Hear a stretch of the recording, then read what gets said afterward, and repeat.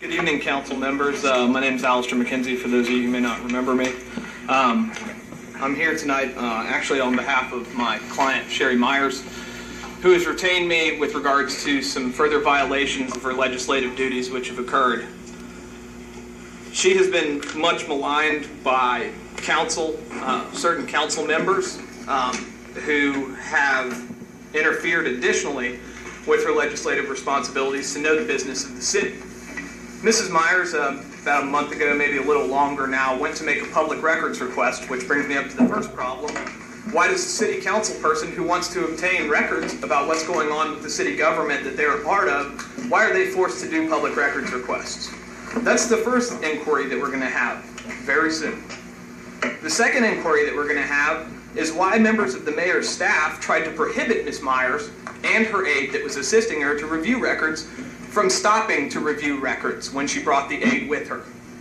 That is not only a violation of 119, which is the public records law, that is also a criminal violation of the public records law.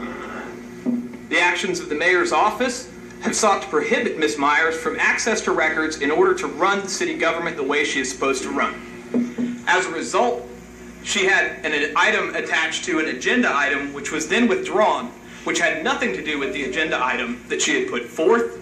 It was put forth by an attorney who represents city council.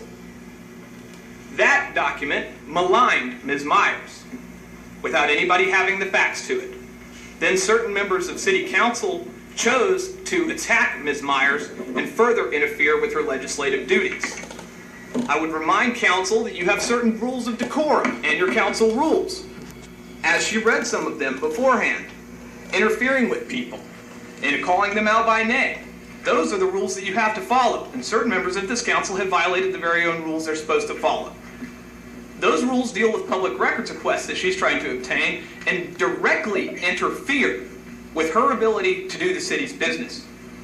That puts any person who interfered with Ms. Myers' ability to do city business in trouble with the law.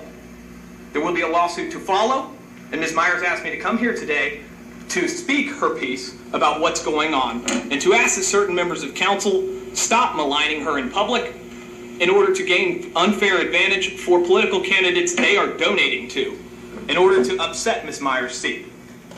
Now, I've only got 20 seconds left, which brings me to the other thing that's been in the news this week. For years I've been coming here, and this is not dealing with my representation of Ms. Myers, so we're clear. I've been coming here talking about the issues with Service First Bank. I've been talking about all the other corruption issues that Mrs. DeWeese raised in front of this. As you now see, there is a federal investigation into the city administration's activities. It is rightfully done, and I cannot wait to see justice done. Thank you for your time, City Council members, and have a wonderful evening. Thank you.